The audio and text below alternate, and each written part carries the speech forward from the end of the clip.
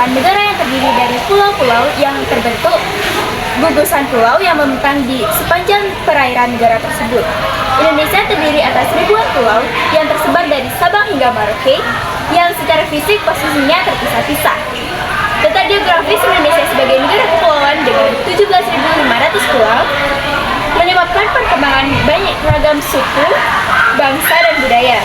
Keadaan geografis Indonesia yang luas tersebut telah memaksa masyarakat untuk menetap di daerah yang terpisah satu sama lain. Keterbatasan teknologi komunikasi pada masa lalu menyebabkan isolasi geografis antar masyarakat yang tersebar di berbagai daerah.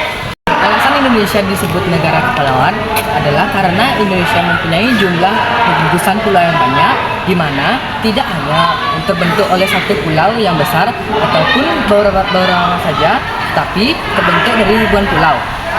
Sekarang saya akan membahas jenis-jenis iklim.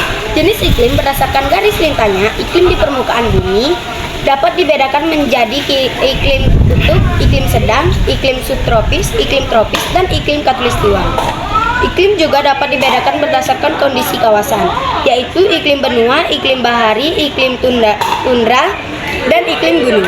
Jenis iklim dipengaruhi letak suatu wilayah yang akan menentukan pola perilaku masyarakat. Misalnya, iklim daerah pegunungan dan pesisir memiliki karakteristik masing-masing pada perilaku sehari-hari. Iklim juga akan mempengaruhi cara berpakaian masyarakat. Contohnya, orang-orang yang tinggal di daerah iklim dingin, pegunungan cenderung berpakaian tebal, sedangkan masyarakat yang tinggal di daerah pesisir cenderung berpakaian tipis.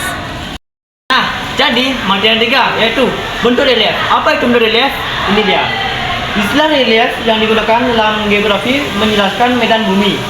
Relief menunjukkan perbedaan ketinggian fitur geografis fisik, yaitu lembah, gunung, dataran, dan lain-lain.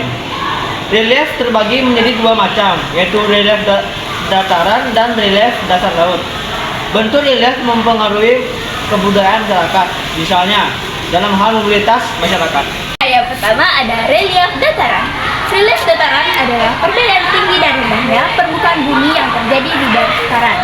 Relief dataran memiliki beragam bentuk, mulai dari berbentuk tonjolan, cekungan, daratan luas, dan lain sebagainya. Contoh relief dataran adalah perbukitan. Bukit adalah suatu bentuk wujud alam wilayah bentang alam yang memiliki permukaan tanah yang lebih tinggi dari permukaan tanah di sekelilingnya, namun dengan ketinggian relatif rendah dibandingkan dengan gunung.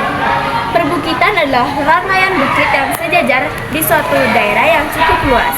Orang-orang yang tinggal di daerah relief perbukitan cenderung memilih berjalan kaki ketika berpindah dari satu tempat ke tempat yang lain. Contoh yang kedua adalah pegunungan. Pegunungan merupakan dataran yang menjulang tinggi dari dataran di sekitarnya.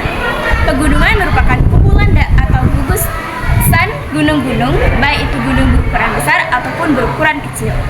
Biasanya orang-orang yang tinggal di daerah relief pegunungan menggunakan alat transportasi seperti sepeda motor, sepeda gunung, dan lain-lainnya. Ada relief dasar laut.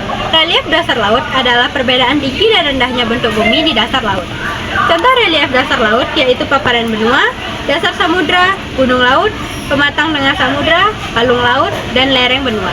Supaya lebih jelas, bisa baca teks berikut.